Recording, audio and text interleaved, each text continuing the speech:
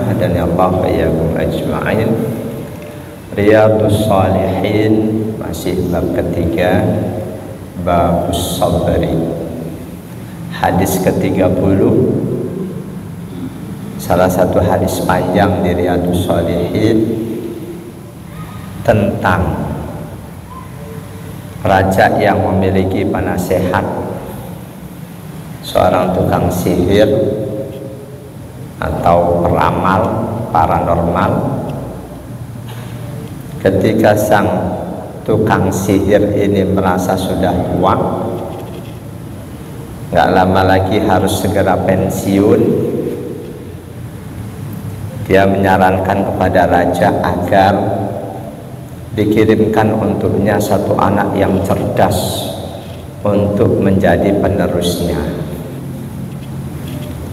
Di hadis ini si anak muda itu ditulis Gulam tanpa disebutkan namanya. Selanjutnya, dalam perjalanan menuju ke lokasi pendidikan, si anak muda, si Gulam ini melewati seorang tokoh agama, rohib, pendeta. Dia mampir, rupanya sang pendeta ini memikat hatinya. Nah, sebelumnya ini pelajaran buat kita, siapapun tokoh agama harusnya keberadaannya punya daya pikat buat masyarakat. Ketika tokoh agama punya daya pikat, apakah karena tutur bahasanya yang indah, perilakunya yang indah, sensitivitasnya yang tinggi terhadap lingkungan, kepeduliannya yang tinggi, nanti selanjutnya orang yang awalnya terpikat, dia akan interaksi lebih jauh. Selanjutnya kalau memang Allah takdirkan, dia pasti akan ikut. Sebagaimana si anak muda, si Gulam ini, dia terpikat dengan sang rohib. Selanjutnya yang terjadi, wakana idza atas sahira marra bir rahibi wa qa'ada ilaihi. Setiap kali dia mau berangkat untuk belajar ilmu sihir, ilmu ramal, ilmu paranormal, melewati rohib pendeta, si Gulam ini pasti akan menyempatkan untuk mampir, untuk duduk bareng sang pendeta. Resikonya karena mampir, faida atas sahiro dorobahu, sampai ke lokasi tempat pengkaderan sihir selalu telat. Selalu telat, akhirnya ya dorobahu, oleh sang pesihir senior dipukul sebagai hukuman. Riwayat lain, sang tukang sihir nggak langsung mukul, dia selidiki kenapa si anak muda ini datangnya nyaris selalu telat. Di riwayat At-Tirmidzi, annal kahina arsala ila ahlil gulam innahu la yakadu yahduruni.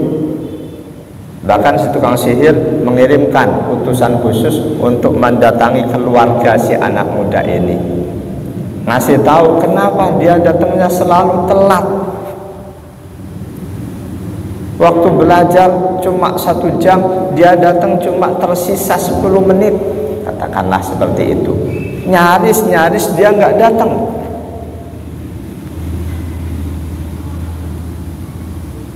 Setelah dapat informasi bahwa dia dari rumah berangkat jamnya tetap nggak lambat, si anak muda ini nggak ngaku kemana, dia dihukum oleh si tukang sihir, dipukul.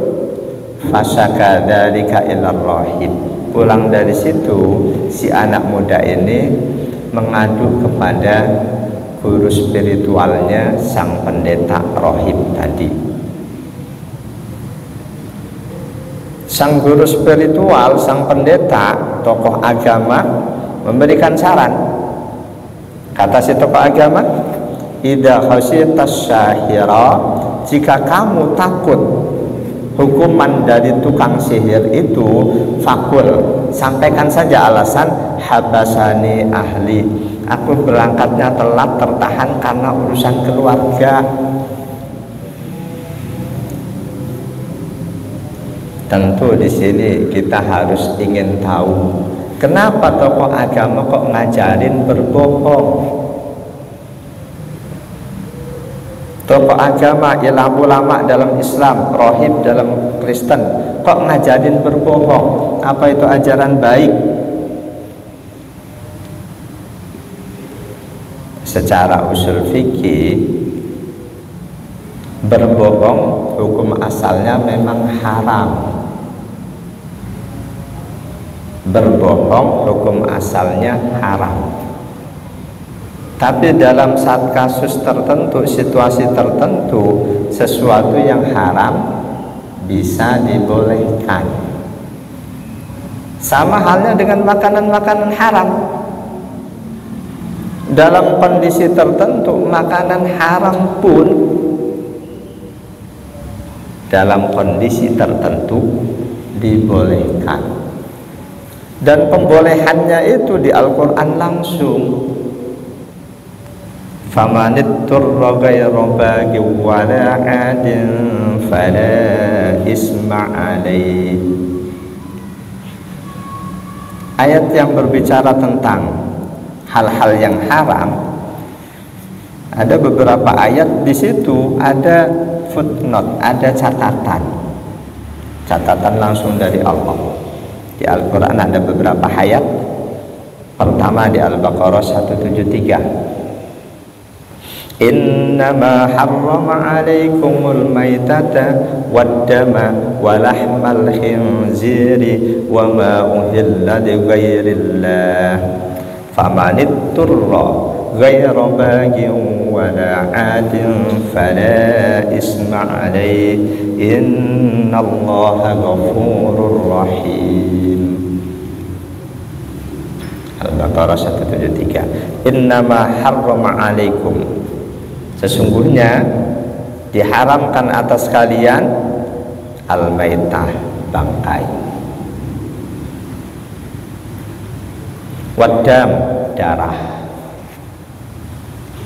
Ada orang-orang tertentu nyembelih sapi, darahnya ditampung, bahkan di masyarakat masih beredar. Ditampung terus direbus jadi beku, sepintas percis ati. Kata orang Jawa marus, kata orang Jombang, kata orang Jawa yang lain didih, pakai H. Kalau didih nggak pakai H, nih saudara kita ini, ustadz kita. Bangkai, darah, walahmal khinzir, babi, wama uhilla li ghairillah, dan binatang yang disembelih dengan menyebut nama selain Allah. Ini yang haram-haram. Tapi catatannya, famaniturra, barang siapa dalam kondisi terpaksa, darurat, ghairu bagin, dia nggak sengaja mengada-ada mencari-cari, wala adin, dan juga tidak untuk kebiasaan, fala isma alaih, dalam kondisi terpaksa dia makan yang haram itu nggak dosa. Tapi Allah nggak nyatakan dalam kondisi terpaksa yang haram jadi halal, enggak. Cuma dosanya diangkat oleh Allah, tidak dosa. Innallaha ghafurur rahim. Jadi dalam kondisi tertentu makanan haram boleh.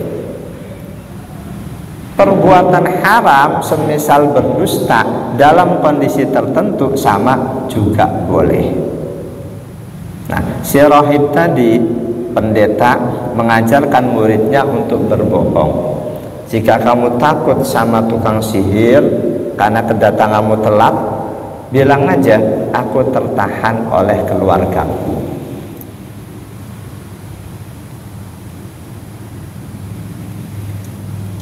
Pada saat itu si gulam si anak muda ini sudah mengikuti agama pendeta, sudah sebagai muslim pada saat itu. Sang pendeta melihat berbohong memang dosa, tapi demi menyelamatkan agamanya, berbohong dibolehkan.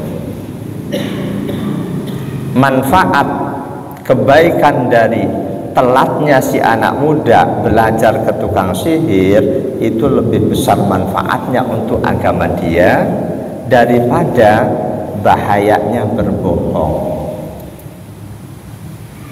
Sama halnya dengan kita berbohong untuk mendamaikan dua orang muslim yang bermusuhan hebat, itu dibolehkan. Dua orang muslim sama-sama tokoh, di belakangnya punya pengikut banyak, bermusuhan hebat. Kita berbohong untuk bagaimana caranya dua orang itu berdamai, itu dibolehkan. Islahul khasmain. Dalam kaidah usul fikih, idza ta'arada mafsadatani ru'iyya akhaffuhuma dararan birtikabi akhaffihima. Apabila ada dua hal yang sama-sama nggak baik, berbohong nggak baik, mempelajari sihir nggak baik. Dua hal yang sama-sama nggak baik. Ketika ada dua hal yang sama-sama nggak baik, harus kita jalani salah satunya. Dalam kaidah usul, kita ambil yang ketidakbaikannya lebih kecil. Berbohong dalam hal ini ketidakbaikannya lebih kecil dibanding mempelajari sihir yang akan bisa menjadi sebab seseorang murtad.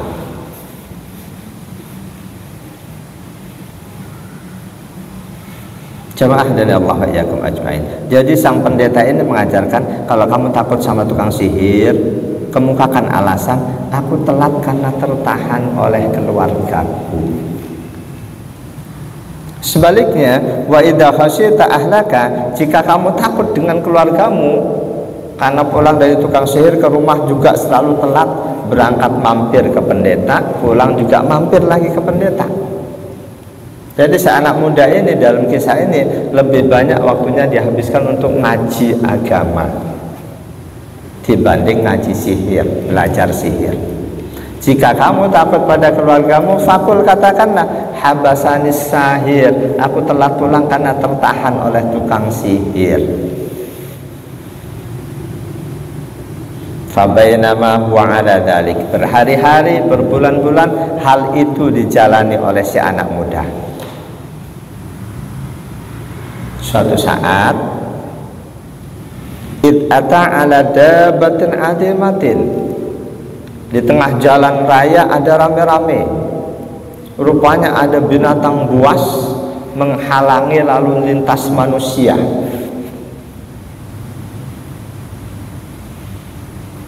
Di riwayat yang lain, binatang buas itu riwayat At-Tirmidzi, ini riwayat Imam Muslim nggak disebut. Riwayat At-Tirmidzi, binatang buas itu harimau yang sangat kelaparan. Ada binatang buas menghalangi masyarakat dari aktivitas mereka. Qad habasat annas. Melihat itu, faqala, si anak muda ini punya pikiran, punya ide. Kata dia, al yauma a'lamu as-sahiru afdalu amir rahibu afdalu.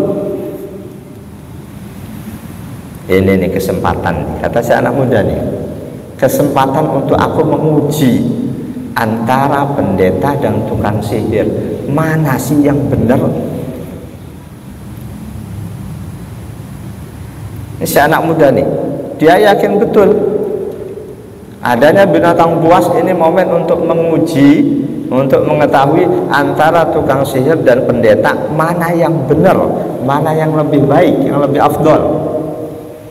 Akhirnya fa'akhadha hajaron, si anak muda itu ambil batu, Faqala, dia lempar, dia sambit binatang buas itu dengan batu. Sebelum dia sambit, dia baca, Allahumma in kana amrul rahibi ahabbu ilaika min amris sahiri faqtul hadhihi dabbah.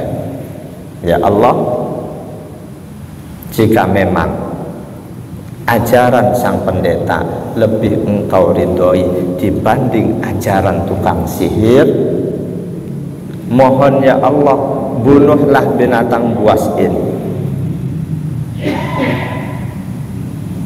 Ketika sang pemuda ini berdoa, yang pertama dia sebut si pendeta, ya Allah, jika ajaran pendeta lebih engkau ridhoi.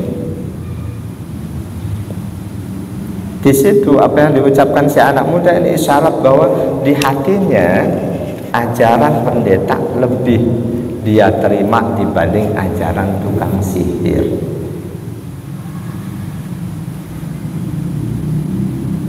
Faktul hadhihi dabah, jika ajaran pendeta lebih engkau ridhoi ya Allah dibanding ajaran tukang sihir, maka bunuhlah binatang ini. Cuma dengan batu ditimpuk.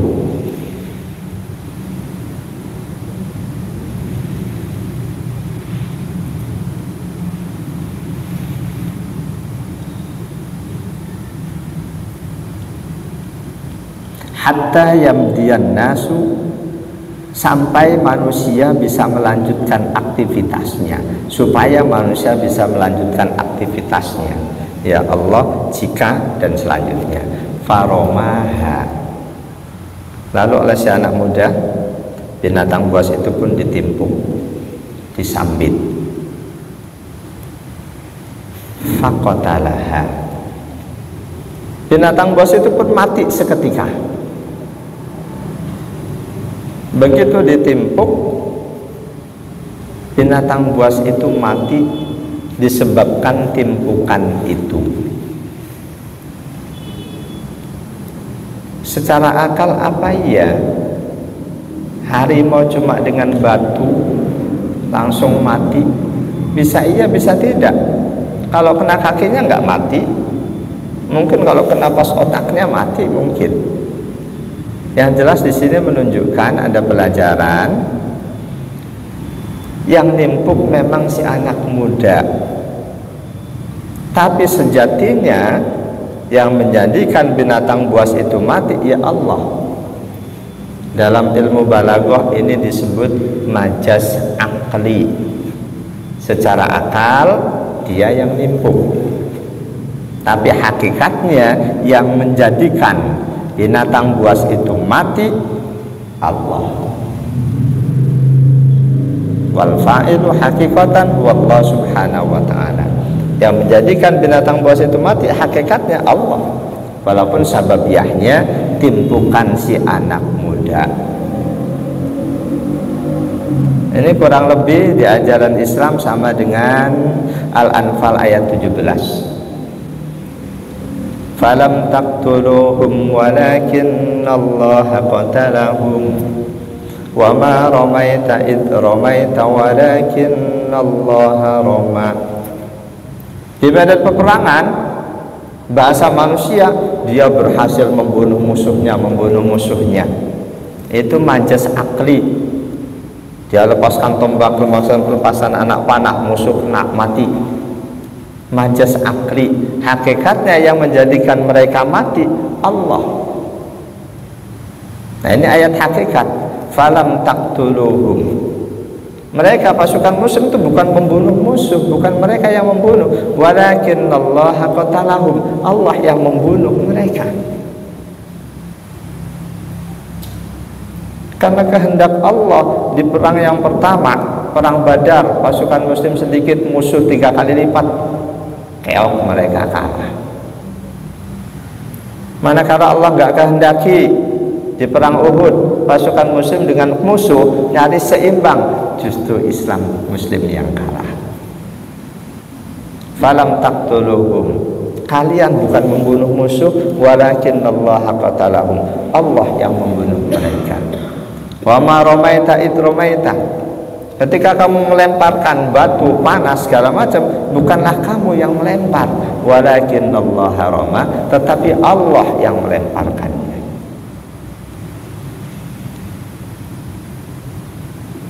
Apa yang diceritakan oleh Rasul dari peristiwa si anak muda ini, di situ ada pelajaran isbatu karamatil auliya, bahwa para kekasih Allah itu punya keramat, punya kemuliaan.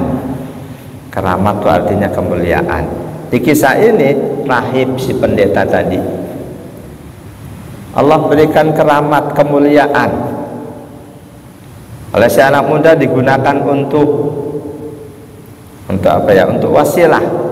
Ya Allah, jika pendeta ini lebih engkau ridhoi ajarannya dibanding tukang sihir, bunuhlah macan ini, binatang buas ini. Dia lempar. Itu menunjukkan bahwa si rahib ini ada memiliki keramat, kemuliaan. Sebaliknya, wa ihanati a'da'illah, musuh Allah si tukang sihir, Allah hinakan. Di sini banyak kisah-kisah auliyaillah, baik kalangan sahabat Nabi atau setelahnya. Jadi jangan bayangkan bahwa wali-wali aulia itu cuma di Indonesia, enggak, di seluruh dunia. Jangan pula bayangkan wali-wali itu cuma generasi ulama setelah sahabat. Di antara sahabat-sahabat Nabi banyak yang Allah berikan kemuliaan, keramat, karomah, walaupun banyak juga yang tidak Allah beri. Jamaah dan Allah wa iyyakum ajmain. Setelah binatang buas itu terbunuh, wa matun nas,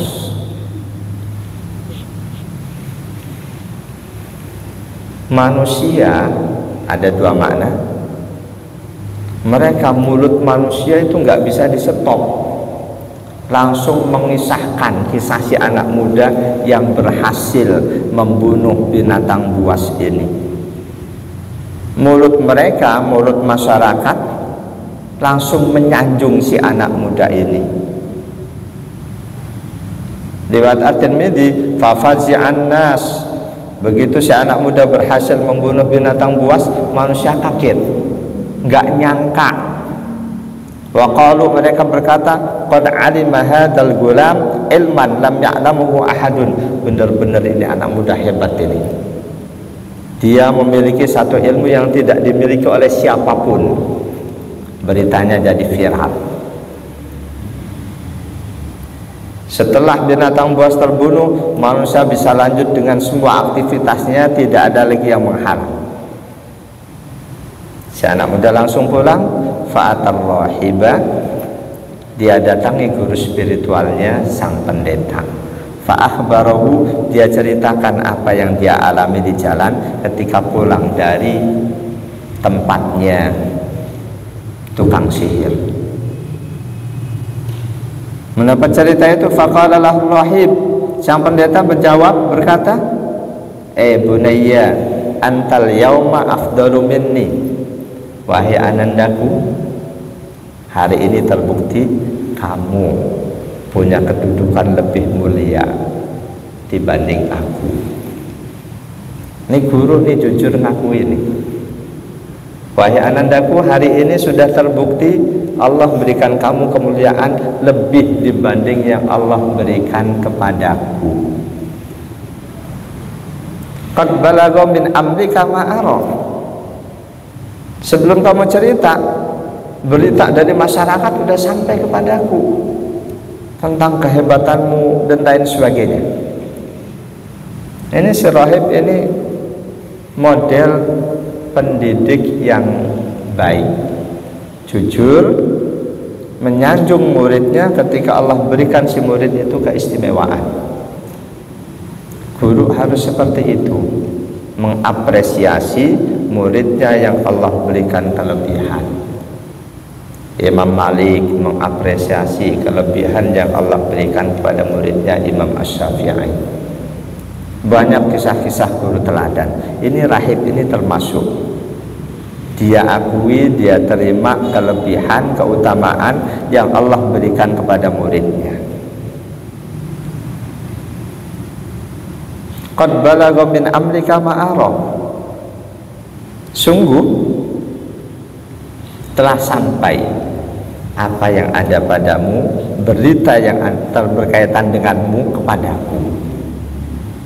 Sang guru melihat si murid bisa berwasilah, melempar binatang buas dengan menyebut ya Allah dengan penuh keyakinan, sehingga wasilah itu pun Allah kabulkan. Wasilah dengan apapun kita wasilah, kalau keyakinan kita rendah, nggak akan dikabul oleh Allah. Seperti kisah di hadis yang lain, Rasul kisahkan tentang 3 orang yang terjebak. Mungkin kita sudah di dalam satu gua, tiba-tiba batu besar menutup pintu gua itu. Lantas 3 orang ini punya inisiatif untuk berwasilah, menyebut amalnya yang dirasa paling baik. Ya Allah, aku melakukan ini. Jika memang apa yang aku lakukan itu semata-mata karenamu ya Allah, mohon bukakanlah batu yang menutup pintu gua ini. Atas kehendak Allah, nggak ada yang dorong, batu itu bergeser sedikit, bergeser lagi, akhirnya terbuka, mereka bisa keluar. Kita berdoa wasilah ya Allah demi Rasulmu Muhammad, aku mohon ini. Ketika keyakinan kita nggak yakin banget, walaupun yang kita gunakan wasilah Rasulullah Muhammad, tidak akan dapat hasil sebagaimana yang dilakukan oleh mereka yang yakinnya hakul yakin. Seperti ada kisah sahabat Nabi yang tunanetra, dengar dari sahabat Nabi yang lain tentang wasilah menyebut Nabi, dia gunakan wasilah itu, dia yakin Allah kabulkan. Jadi si rahib ini jujur mengakui bahwa muridnya si gulam, si anak muda, sudah Allah berikan keistimewaan yang tidak Allah berikan kepadanya. Yakin si rahib keistimewaan itu diberikan Allah kepada si anak muda min kamalil yakin wasidqil i'tiqad. Karena si anak muda yang diajari itu justru lebih yakin dibanding gurunya. Sangat boleh jadi guru mengajarkan satu amalan wirid dari Rasul, sang murid ngamalin lebih yakin dibanding sang guru, boleh jadi si murid akan punya hasil, sedangkan si guru tidak. Apalagi di hadis sahih, Rasul sudah menegaskan hadis qudsi, ana inda dhanni abdi bi, aku akan selalu berikan sesuai dengan keyakinan hambaku. Mereka yang paling yakin dalam doa, itu yang akan lebih dikabulkan oleh Allah. Meskipun mungkin fasih nggak fasihnya beda, tapi mana yang paling yakin? Walaupun fasihnya kalah dalam hal membaca doa, membaca ayat, ketika yakinnya lebih, boleh jadi dia akan lebih diberi hasil oleh Allah. Hadis qudsi, ana inda dhanni abdi bi, aku akan selalu berikan sesuai keyakinan. Nah, ini membangun, menumbuhkan keyakinan inilah yang tidak mudah. Menumbuhkan keyakinan itu tidak mudah. Kita tahu kisah bagaimana, mungkin sudah pernah saya sampaikan di sini atau di tempat lain, saya nggak ingat, kisah tentang Syekh Khalil Bangkalan, yang ketika kedatangan tamu dari Arab, sang tamu tahu ternyata Syekh Khalil Bangkalan bacaan Qur'annya ini nggak terlalu baik. Sang tamu ngomong terus terang, saya yakin nggak terlalu baik yang dimaksud dari sisi irama bacaan. Kalau dari sisi tajwid, insya Allah nggak ada masalah. Suatu saat ketika tamu-tamu hendak berwudu untuk melaksanakan sholat, mungkin jamaah qashar di Madura sana, tiba-tiba ada binatang buas. Tamu-tamu ini ketakutan. Mereka baca ayat-ayat yang bisa diniatkan untuk mengusir dengan bacaannya yang fasih. Ternyata si binatang buas nggak kabur, ribut-ribut. Tuan rumah Syekh Khalil dengar. Beliau keluar, beliau baca ayat dengan bacaan yang kata sang tamu nggak terlalu fasih. Beliau baca, binatang buas itu pergi. Ini penjelasan untuk hal ini, bahwa keyakinan itu yang paling menentukan. Jemaah dan Allah wa'iyyakum ajma'in. Sang tahib yakin muridnya ternyata sudah mendapatkan keyakinan lebih dibanding sang guru. Lalu sang rahib pun berkata, wa innaka satubtala. Kasih nasihat, ingat, dalam perjalanan hidupmu kamu nanti akan mendapatkan banyak ujian-ujian. Kamu akan mendapatkan banyak ujian-ujian. Kok bisa si rahib ngomong seperti itu? Ada beberapa kemungkinan. Pertama, bitariqil kasfi, boleh jadi Allah sudah mukasyafah si rahib. Si rahib itu Allah buka hatinya, bisa mengetahui atas kehendak Allah apa yang akan terjadi. Atau bitariqil firasah, atau si rahib menggunakan perasaannya yang tajam, bahwa si anak muda ini nanti pasti akan dapat ujian berat. Atau bitariqil adah wa tajribah, pengalaman si rahib. Siapapun yang berbeda dari kebanyakan manusia, apalagi berbedanya itu ekstrim, dia pasti akan mendapati kesulitan-kesulitan. Misal ada pejabat beda banget dari rata-rata. Rata-rata mau terima uang haram, dia benar-benar fanatik. Pasti akan menghadapi ujian-ujian. Pasti. Sekaligus ketika ada orang jujur, kok dalam jabatannya, dalam tugasnya dipersulit, tanda lingkungan nggak baik. Tapi kalau ada jujur, karirnya lancar, tanda lingkungannya baik. Gampang aja. Begitu juga birokrasi di pemerintah kita. Ketika ada orang jujur, kok karirnya tersendat-sendat, nggak lancar, tanda birokrasi kita nggak baik.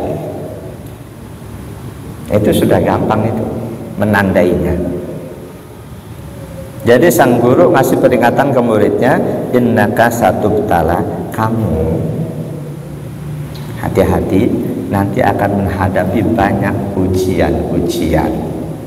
Siapapun yang berbeda dari kebanyakan, dari manhaj kebanyakan, dari pola hidup kebanyakan, dia pasti akan dimusuhi.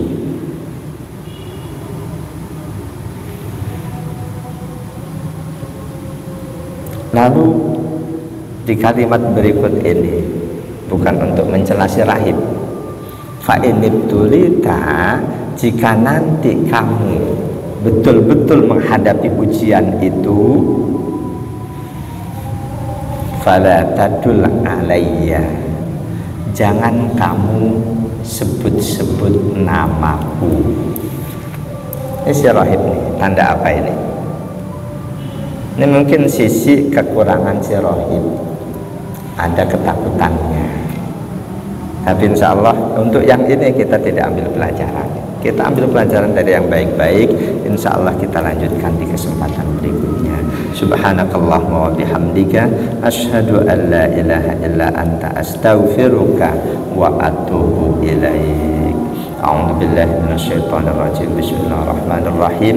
Alhamdulillahirabbil alamin. Allahumma shalli wa sallim ala sayyidina Muhammad wa ala alihi wa sahbihi ajma'in. Allahumma alhimna ilman nafqahu bihi awamiraka wa nawahiyaka, warzuqna fahman na'rifu bihi kaifa nunajika ya arhamar rahimin. Allahumma arzuqna fahman nabiyyin wa hifdzal mursalin wa ilhamal malaikatil muqarrabin برحمتك يا أرحم الراحمين. ربنا آتنا في الدنيا حسنة وفي الآخرة حسنة وقنا عذاب النار. والحمد لله رب العالمين والعفو منكم. السلام عليكم ورحمة الله وبركاته.